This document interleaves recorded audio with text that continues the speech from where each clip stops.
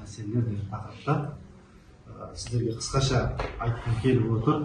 Енді бұл өте өзекті тақырып деп ойлаймын.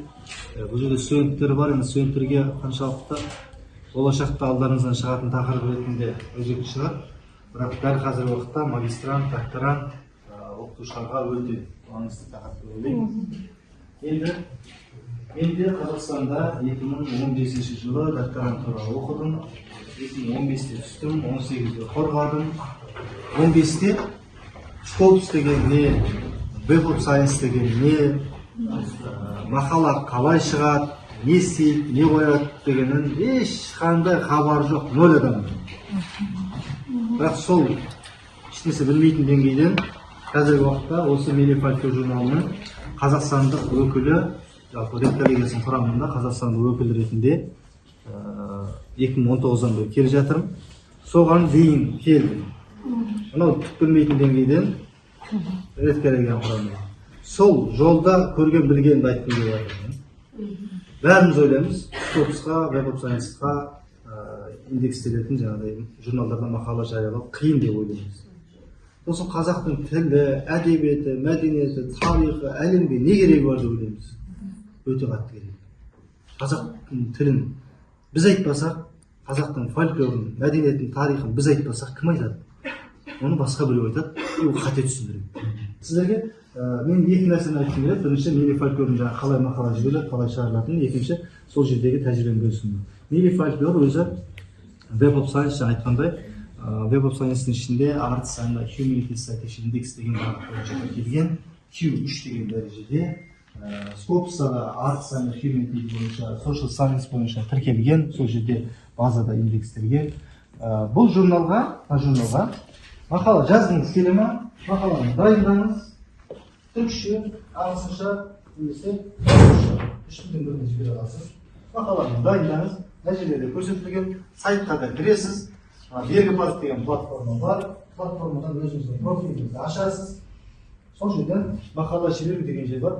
Мақала жіберу деген анау 1, 2, 3 деп төмен қарайсың ғой.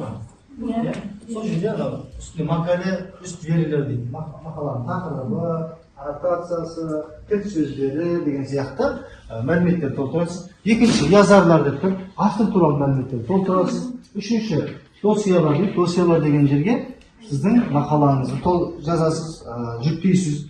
Одан бөлек сол жерге қосымша жаңағы антиплагиаттың қорытындысы тағы бір екі құжаттар толтырасыз. Қосымша екі белгілер деп тұр, қосымша қажет болса толтырасыз. Өн езілеме дейді, ол да қажет болса сол толтырасыз, болмаса әрі келесі өтесіз де тікелей журналға жібере саласыз. Посредник керегі жоқ. Сіздің мақалаңыз бар, тікелей өзіңіз жіберіңіз. Ортада посредник. Қай тілде жазылу керек? Түркше, ағылшынша. Французша, үш тілде жазылады. Үш тілдің бірінде жазасыз. Мысалы, түркше жібердіңіз деп есептейік, түркше жіберіп жатқан кезде аннотациясын түркше және ағылшынша бересіз. Егер ағылшынша жіберіп жатсаңыз мақалаңызды, немесе французша жіберіп жатсаңыз, французша немесе ағылшынша жаңағы аннотациясы болады, қай тілде жазылса. Түркше міндетті түрде аннотация беріледі. Жібересіз, ешқандай делдал жоқ. Тікелей өзіңіз қарайды, мақалаңыз сәйкес келе ме, техникалық талаптарына қарайды, сосын тақырыбына, бағытына қарайды. Сәйкес келе ме, келеді. Болды, біз бұны редколлегияның отырысына ұсынамыз дейді. Редколлегия ұсынамыз. Сол үшін кішкентай ғана бір 1000 лира төлемі бар, соны жасаңыз. 1000 лира теңгеге шаққан, 16 000 теңге ма сондай. 16 000 теңге төледіңіз, жібердіңіз. Редколлегияның қарауына мақалаңыз барды, 3 деңгейде өтеді сараптау. Мына жерде алғашқы сараптауда техникалық айтқан, екінші редколлегияның отырысы. Мынау бізде сол редколлегияның отырысындағы фотодан көріңіз, бұл әлеуметтік желіде жарияланды. Мына жерде қарап отырсыздар, 10-15 кісінің алдына, 10-15 қалының алдына мақала түседі, слайдқа шығарып қойып, мақалаңыздың тақырыбынан бастап пайдаланған қабілетті тізіміне дейін үтір нүктесімен табылады. Сіз сол жердегі үтірді артық қойып қойған жоқсыз ба? Бір сөзді, шылауды артық жіберіп қойған жоқсыз ба?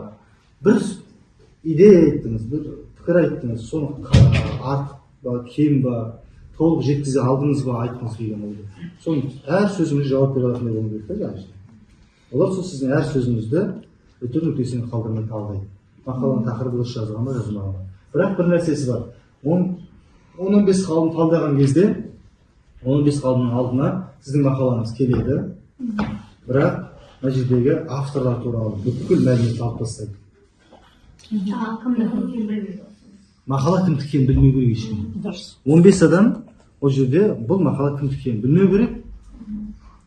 Сөйтіп 15 адам аноним түрде осыған әділ бағасын береді. Докторанттық ма, магистранттық ма, профессордық ма, доценттік ма білмейді. Бағасын береді, иә жақсы. Мәтін мақалаңыз туралы мақалаңыздың өтірік сөзден қалдырмай әділ түрде бағалайды. Сапалы ма? Өтеді, no problem.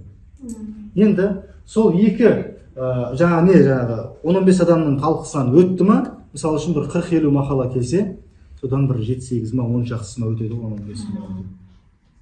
Содан өтті ма, әрі қарай 2 рецензент береді. Сіздің жаңағы апайдың айтып жатқан әруақ деген тақырыпқа именно сол Ататүріктің зерттеп жүрген 2 маманға берді. Соны зерттеп жүрген нақты маманның қолына берді. Ал ол маман алады да өтір нүктесін қалдырмай, шимайлап тұрып ескертуін жасап 2 рецензент алады. Біреу рецензент бүйтуі мүмкін. Иә, мына қателер жөндесе, бұл мақаланы шығаруға болады деп қателер үйіп төгіп беруі мүмкін. Біреу болмайды мына шығаруға. Кеңес сапасы өте нашар деп не қылып жатқан болса, біреу оң, біреу теріс қорытынды береді, үшінші ғалымға береді. Ол да бұл мақаланың авторы кім екенінен хабар жоқ ешқандай. Енді сол 3 ғалым немесе 2 ғалым тексерді, сөйтіп әрі қарай өтеді. Анау несін бір нелер тұр ғой, қатар-қатар. Сол менің мақаламды жіберген кездегі содан бір үзінді алғанмын ғой. Мақаламды жібердім ма, жібергеннен кейін ана жерге жүктедім. Ана жерде редактор алды, одан рецензентке жіберді, мен оған жібердім. Ол маған мына жерін жөндепсің, енді дұрыстап мына жағын жөндейді, қайта жібереді, қайта мен оны жөндеп жіберемін. Осы немен жауапты хатшы мен автордың арасында тығыз қарым-қатынас болу керек. Біздегі қиын нәрсе бір жолы бір апай хабарласады маған. Менің мақалам кетіп еді. Біліп берсең, тура сол жерде жүрсің, сол жерде. Сен қандай мақала, осындай мақала тақырыбын жібереді. Жігіттерден сұраймын, мынандай мақала келді ме? Жоқ. Ондай мақала келген жоқ. Тақырып бойынша істеп жатырмын. Жоқ. Апай айтады, жібердім мен дейді. Авторы кім айтшы дейді. Жаңағы іштегі жігіттер. Апайдан сұраймын, авторы кім? 5 автор екен. 5 автор бойынша іздеймін. жоқ. Ақтым, мақалам жоқ дедім. Қараңыздаршы, қалай жібердіңіздер десе. 5 автордың мақаласы 6-шы біреу жіберген да. Башқа біреу жіберген. Ондай мақала вообще қабылданды. Оны бірден Ана авторлар жіберген де. қабылдамайды. Ондай мақаланы ақырып сайты қабылдамайды. Алмайды да, ашпайды да. Ана авторын қарайды, кімнің автор? 6-шы біреудің авторы ма? Керек жоқ, ол үшін. Алтын болса да ашпайды оның үшін. Сондай, сол себепті автор журналмен тікелей байланысқа шығу керек. Рецензент мына жерде қате бірдеңе деп сізге жауап бірдеңе жазды ма, дереу сіз жауап жазып, сол айтқан нәрсесін жөндеп қайта жіберуіңіз керек. Біздегілер жіберіп, маған ескертуге қалай жөндеймін, оқып берші, не деп жатыр мынау деп жүреді. Оны түсінбей, аударып, оны Google-ға салады, ол қате аударады, оны түсіне алмай, нені жөндеу керек, мына жерге не қосу керек, оның бағасы қатып жүргенде қанша уақыт өтеді деп. Осы айтады, мен мақала мәлі шықпай жатыр, неше жыл өтті. Бұл тікелей автормен неге байланысты. Енді мақаланың тақырыбы бойынша эксперттер қарайды, осы 3 қана этап бар, осы 3-еуінен өтіп, рецензентпен өтсе, ол да ары қарай жарияланады. Алады да сізді мақалаңызды кезекке қоя салады. Кезек бойынша, мысалы, мында 15-16 мақала шығып тұрады әр санында. Сол әр санында сол шыққан кезде кезегі келді ма шығады. Енді мен жаңағы мүлде білмейтін, докторантураның кезінде Скопус туралы білмейтін, Web of Science туралы ешқандай хабар жоқ адам едім ғой. Менің шетелдік кеңесшім докторантурада. Мен ЕНУ-да оқыдым. ЕНУ-да жүрген кезде менің шетелдік кеңесшім профессор доктор Өжел Оғыз деген кісі. Ол осы журналды 35 жыл бұрын құрған Түркиядағы фольклортанушы ғалым. Кім десеңіз, міне деп бірінші көрсететін ғалым. Сол кісі менің жетекшім болды. Сөйтіп бағыма орай сол кісі жетекші болғаннан кейін деген саған Скопус оңай болатын болды деді. Жоқ, ағайын журналдың бас редактор екен деп оңай болмайды. Ана 15 адамнан өтті ма? Өтеді. Ағай ықпал ете алмайды оған. 15 адам ағайынның мақаласын өткізбей мүмкін. Сол себепті сен алмайсың. Ағайдың қанша докторанты бар? Ешкім барып ол жерде редакторға кірген жоқ. Енді ағай маған істеді, мақала жазу деген. академия райтинг үйрендім бірінші. Сосын барып жіберуді үйрендім.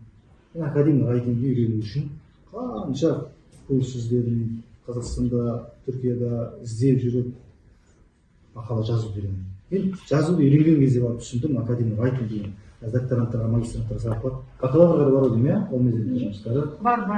Академиялық жазу деген сабақ. Академиялық жазылым деген бар, иә? Бар, жазылым. Осы жазылым дегенді осы бастан үйрену керек нәрсе ғой, негізі. Біз оны білмегенбіз, біздің кезімізде ондай пән өткен жоқ. Сөйтіп, осы пәнді мен қалтамнан ақша шығарып жүріп, ел кезіп, жер кезіп жүріп, соны үйрендім. Сіздерге қазір сол пәнді тегінен беріп жатыр. Бұл пәннің есін бағасын түсініп, үйрену керек негізі. Сөйттім де, мақала жазуды үйрендім, кейін мақаламды жаздым, журналға жібердім, жарық көрді. Енді ол жақта редколлегияның құрамында отырған кезде, көз алдымызда қанша мақала талданып жатқан кезде, шіркін-ай, әттеген-ай, мына мақала мынандай болып қалды деп іштей ойлап отырасың. Қазақстан, Қырғызстан, Өзбекстан, осы біздің постсовет елдерден келетін мақалаларда бәрінде қате бір. Ортақ қате бәрімізде. Бұл жаңа мақала шыққан кезде тақырыбынан, мақаланың құрылымынан, стилистикасынан өзі көрініп тұрады. Мына мақала әттеген ай. Енді сол кезде не істейміз дегенде, мен бірінші кезекте мақаланың құрылымына қатты мән беруіміз керек. Кәдімгі структурасы бар, иә? Композициясы дейміз ба, структурасы дейміз ба, мақаланың құрылымы. Сіз мақалада қандай мәселе көтеріп отырсыз? Зерттеу сұрағы дейді да? Сол зерттеу сұрағына да қатты мән беруіміз, көтерілген мәселе. Сосын, бір мақала негізі, бір проблема. Мақалада проблема жоқ па көтеріп жатқан? Онда ол мақала емес ол. Бір әңгіме болуы мүмкін. Сіз мақалада бір сұмдық бір әлемнің проблемасын көтермей ақ қойыңыз, кішкентай бір проблеманы көтеріп, соған өзіңіздің көзқарасыңыз. Мақала проблемасыз бола ма? Проблемасыз бола ма? Болмайды. Проблемасыз болса, ол мақала емес. Сөйтіп, проблемаңыз дұрыстап көтеріңіз. Қандай проблема көтеріңіз? Ол проблеманы сіздің шешу жолыңыз, шешу әдісіңіз, ол проблемаға сіз кімнің көзімен қарайсыз? Мына жерде әдейі жаздым, тақырыптың зерттелуі, сіздің көтеріп отқан жаңағы проблеманы бұған дейін кім зерттеген? Сіз алғаш рет зерттеп отқан жоқсыз. Оларға қарап өткен мүмкін, олар айтып тастаған шығар. Айтып тастаған болса, ол тақырып зерттеудің қажеті жоқ сізге. Одан кейін жаңағы зерттеудің теориясы мен методикасы дегенді қойдым. Сіз тақырыпқа кімнің көзімен қарайсыз? Теория деп отырғанымыз көзқарас, теория ғана айтуға болады, иә? Белгілі бір теория, сіздің қарайтын ракурсыңыз да ол. Сіз қазір бағана не дегенді айтып жатырмын? Фейк лор деген. Сіздер фольклор дегенді оқыдыңыздар ғой, иә? Фейк лор деген не естідіңіздер ме? Фейкті білесіздер ме? Жалған, өтірік деген Өтірік сөз. жалған, иә? Енді фейк лор деген сөз өтірік фольклор. Өтірік фольклор. Өтірік фольклор қайдан пайда болады? Ол совет дәуірінде әсіресе советтің идеологиясын насихаттау үшін бұрмалап фольклорлық мұралар жасады. Өтірік ертегі болмастырды. Сол фейк лор деген теория 1970 жылдары қателеспесем Америкада көтерілген. Жоқ, 1950 жылдары Америкада көтерілген. Біздің хабарымыз жоқ одан. Жарайды, совет заманы дейді. Одан кеттік, 70-тен бері қарай тәуелсіздік алдық. Тәуелсіздік алғаннан кейін тағы 30 жыл өтті. Ешкім мән бермейді оған. Ал Америкадағы қалды айтады, Сталин дәуіріндегі фейк лор деп зерттеп алды. Біздің дәстүрімізді, салтымызды, әдет ғұрпымызды бәрін бұрмалап, біз танымастай қылып тастаған. Сол танымастай қылып тастаған фольклорымызды біз фейк лор деген көзбен қарап зерттейтін болсақ, біз ол мәтінге біз советтің көзімен қараймыз да, бұл өте құнды дүние дейміз да. Жоқ, оны сіз фейк лордың көзімен қарасаңыз, құнын жоғалтады. Сол фейк лор деген интернетте іздесеңіздер табасыздар. Мен фейк лор деген бір мақала жаздым. Осы біздің Қазақстанда осы туралы зерттеу басталса, алғашқы қадам жасайын деген оймен фейк лор деген фейк лор теориясында жаздым бір мақала. Интернетте академия едуда неде бәрінде бар. Сондай сіздің көзқарас теорияңыз керек. Теорияңыз дұрыс болды ма, онда сіздің мақалаңыз өтімді болады. Біз совет заманындағы көзқарасты алып, мынау әлемдік аренаға қайсыдан шығарып жатырмыз да. Веб оқысаңыз болсын, скопус болсын, ол совет дәуіріндегі өтірік теорияларды өте жақсы біледі. Жіліктеп тастаған. Біздің ұсынып жатқан пікірлеріміз бар ғой, өтпейді олар. Жоқ, ол деген былай деп жақтағымыз келеді да, оны сырттан қарағанда бәрі көрініп тұрады.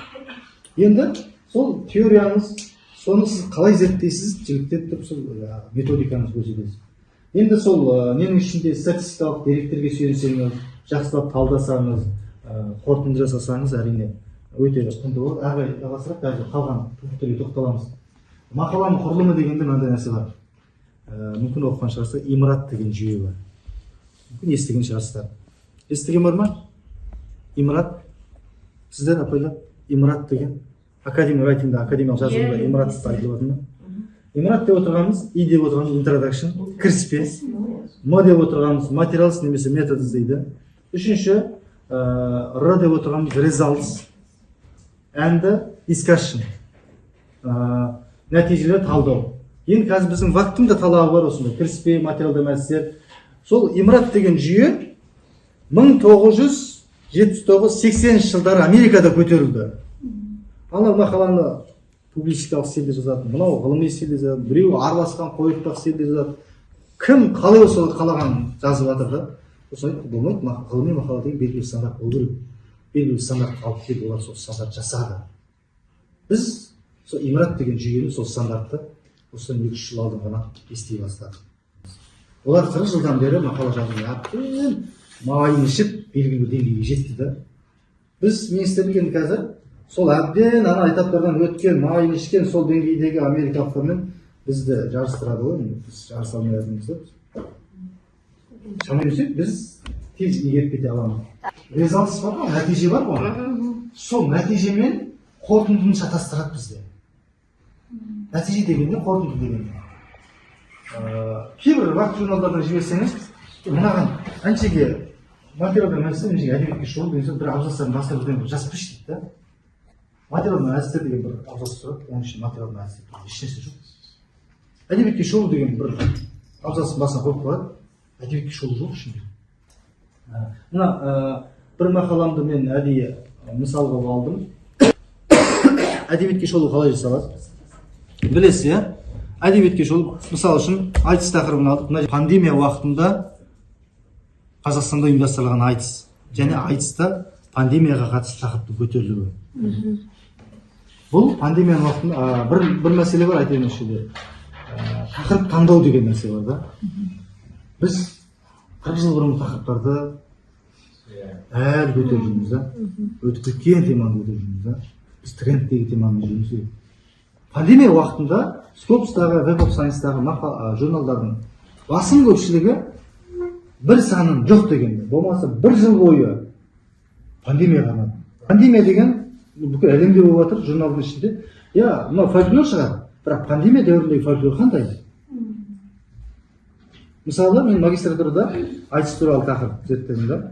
Айтыстың анау бастауынан бастап қазірге дейінгі даму кезеңдерін талдап келе жатырмын да. Анау әуелі екі адам арасында шықты, одан бері қарай қоғамның шағын топтың арасындағы аудиториясының кеңеюін қарадым да.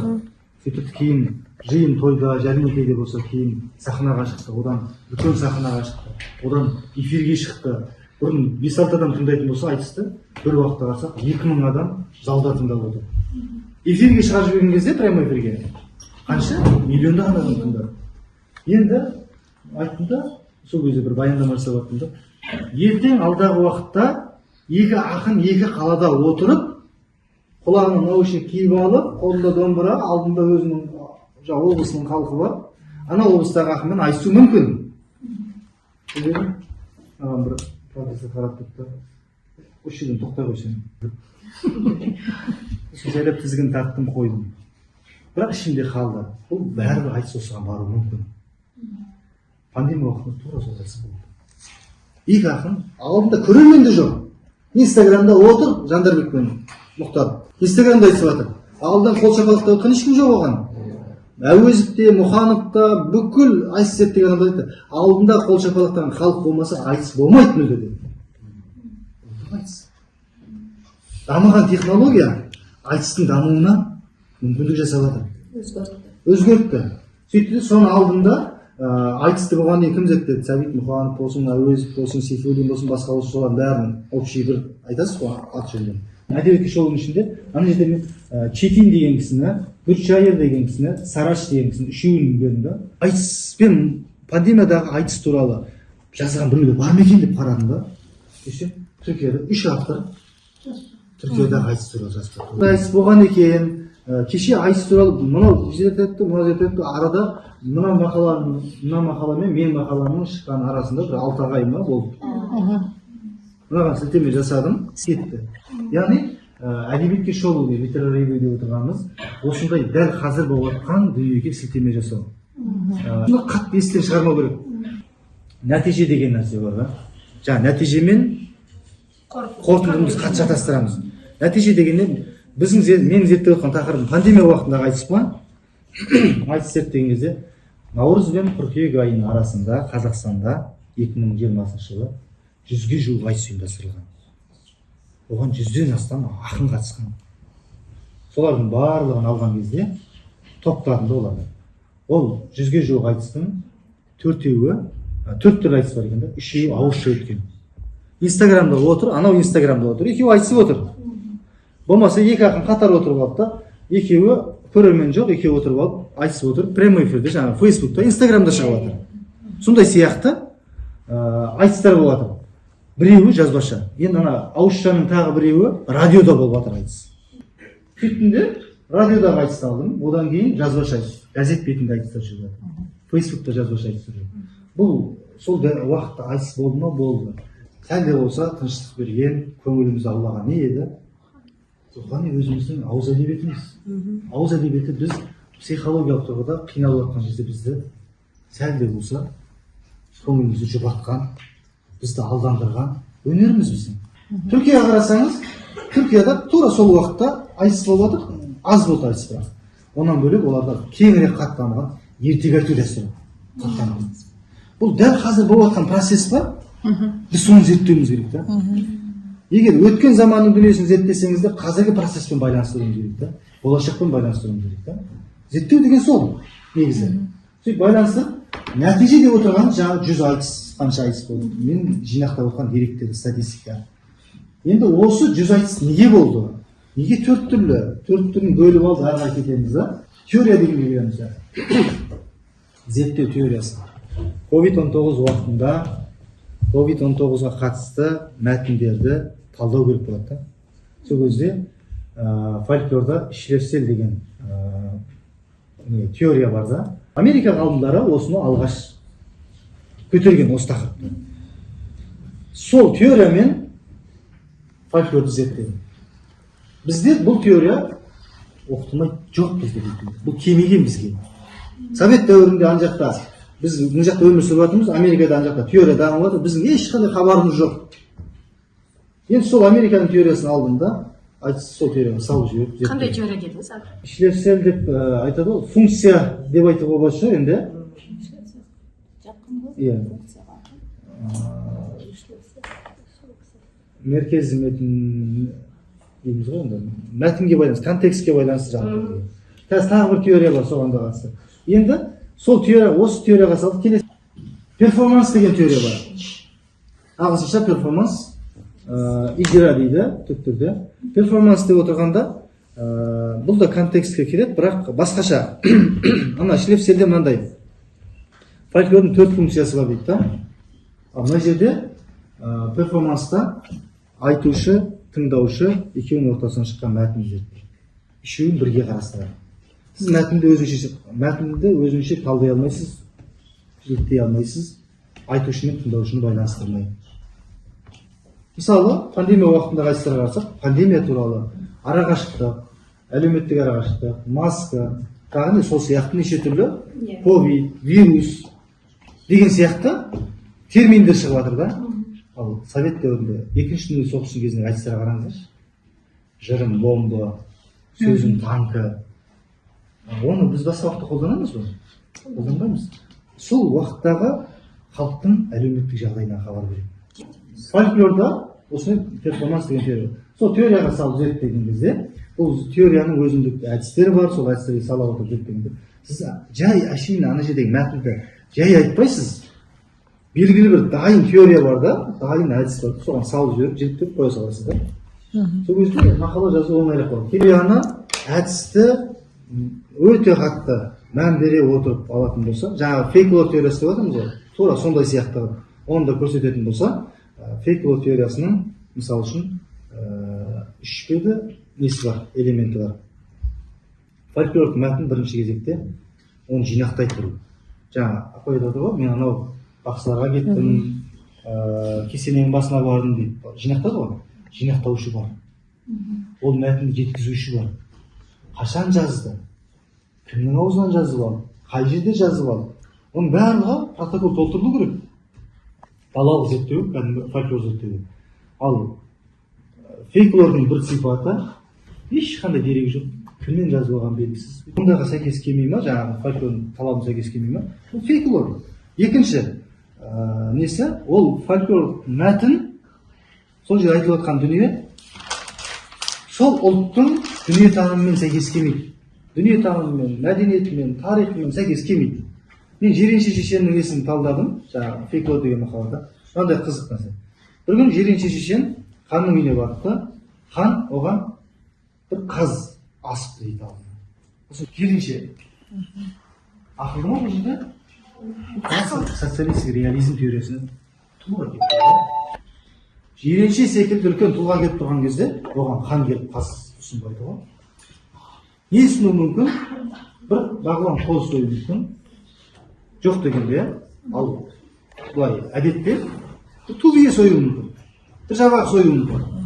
Енді сонда Жиреншеден әкеліп, төменге қазын деңгейіне түсіреді да, сол жерден кімді ақымақ болса ханды. Бұны мен жаңағыдай біріншіден дерегі жоқ, жинақтаушы жоқ, кімнен жазды, қалай қылды, ешқандай дерегі жоқ. Фейклордың теориясына келіп тұр. Екінші халықтың, қазақтың мәдениетімен мүлде сәйкес келмейді. Бүкіл детальдер сәйкес келмейді. Енді ең маңызды нәрсесіне бұл ертегі Жиренше шешен туралы әңгіме Мужик как делит гуси деген Толстойдың ертегісі. Мужиктің орнына Жиреншені, бариннің орнына ханды қоя салған, сюжеттің сәмәні ауыстырып, кейіпкерлерін ауыстырып бізге берген. Біздің қазақ сол кезінде сөйтіп ханға Жиренше былай депті деп соны бір әзілмен айтып жүрміз. Бұл не? Біздің мәдениетімізді, біздің таным түсінігімізді өзгертіп жатыр да. Біздің өз ханымызды өзімізге ақымақ қылып беріп жатыр да. Біз өз мәдениетімізден алыстатып жатыр да. Фейклор ма? Фейклор. Советтің көзқарасын, советтің идеологиясын насихаттауға арналған шығарма ма? Шығарма. Соны насихаттауға қызмет етті ме? Етті. Енді соны жақсартып жіліктеп, жаңа мақаламда осы жіліктеп бердім, көрсеттім. Мақаланы жіберген кезде сол бірінші кезекте мақаланың құрылымына өте қатты мән беру керек. Екінші, жаңа зерттеу сұрағыңыз бар, көтеріп отқан мәселеңіз. Сосын сол мәселені сіз қандай объект арқылы көтересіз, зерттеу нысаныңыз дұрыс көрсету керек. Сол нысанды сіз қандай теориямен, қандай әдіспен зерттейсіз, оны көрсету керек. Осылар өте қатты міндетті. Осы сол тақырыпты кім зерттеді бұған дейін? Біз қазір Қазақстанда бір тақырып зерттегенде қарасақ, анау зерттеді, мынау зерттеді дейміз де, кейбір көңілімізге жақпаған адамды атын қоспай өтіп кетеміз де. Этикаға жатпайды. Оны қарау керек. Соңғы уақытта кім зерттеді? Дәл соңғы сәтте, соңғы моментте. Оны қарау керек. Жаңағы теория мен методиканы қарау керек. Сосын мүмкін болса, егер статистикалық талдау жүргізе отырып жасайтын болса, сандық зерттеу, сапалық зерттеу деген әдістер бар. Сондай әдістерді қолдана отырып зерттесеңіз, мақалаңыз өте сапалы болады, өтімді болады. Енді сол дерегіңіз бар, теорияңыз бар, әдісіңіз бар. Бел шешіп кірісіп, бүкіл ғылыми потенциалыңызды көрсететін нағыз талдау процесі бар. Талдайсыз, жаңағы теориямен алып, мәтін талдайсыз. Осы жерде сіздің қандай ғалым екеніңіз көрінеді. Сол талдап болып соңында қорытынды жасайсыз да. Бізде көбінесе қорытындыны жайлап бір тілекпен аяқтай саламыз. Ол баяғы заманның әдісі да, ол жүрмейді. Сосын ең қатты мән беретін бір нәрсе бар, академиялық стиль бар. Біздің мақалаларымызда бар ғой. Біздің ұлтымыздың бетке ұстар несі, ұлт үшін қан кешкен, жанын берген бүкіл эмоциямызды айтамыз да. Бүкіл эмоциямызды мақалада көрсетеміз. Эмоция жүрмейді мақалада. Ғылыми мақалада эмоция жүрмейді. Публистикамен біз ғылыми стилді шатастырып аламыз да. Журналға келеді мақалдар. Бір енді тебіренгенде де бар ғой, сұмдық тебіренген мақалалар келеді. Ұлтымыздың қаймағы бұзылмаған. Соңында ана мақала қарап отырып, соншалықты бір әсерге бөленген, сондай тебіренген, толқыған мақаланы көрген кезде, мына мақала Қазақстан, Қырғызстан, Өзбекстан жақтан келді осы деп отырмыз. Біз анау дәуірден, мына дәуірге дейін адалдықты сақтап жатқан жалғыз ұлтпыз ғой өзі. Жер бетінде бәрі ақымақты жалғыз да. Одан кетеміз, тебіреніп алып. Соның бәрін ішіміздегі эмоцияны шығарған кезде, ана мақала қайтып келеді да, өтпейді. Сол осы нәрселерді мақала жазған кезде ескерсеңіздер, журналмен байланысты. Рецензенттің жауабын журналдың жауапты хатшысы авторға жібереді. Сіздің мақалаңызды кім тексеріп жатса хабарым жоқ. Менде осы журналға бұған дейін 3 мақалам шықты. Қазір бір мақалам рецензенттердің тексеруінен басқасам бүкіл этаптан өтіп, жарияланады деген кезекте тұр. Қашан жарияланады? Енді білмеймін. Бар бас редактор басқаларға менің мақалам жарияласын айта алмаймын.